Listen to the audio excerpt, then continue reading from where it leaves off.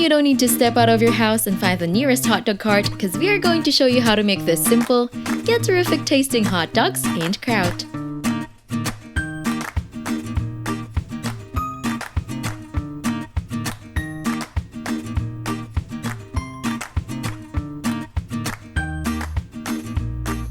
You would want to start by preparing the Thousand Island dressing.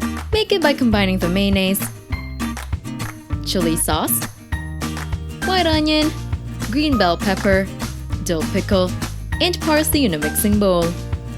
Mix the ingredients together, then add in the sauerkraut and bacon. Now set the grill over high heat and grill the hot dogs for about 3 to 5 minutes until deeply browned.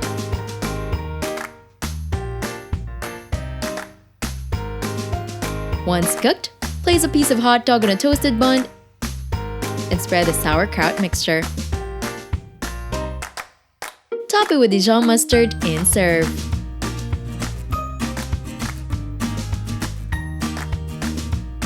Don't forget to hit like, subscribe, and turn on that notification bell to catch more easy and tasty dishes to try at home.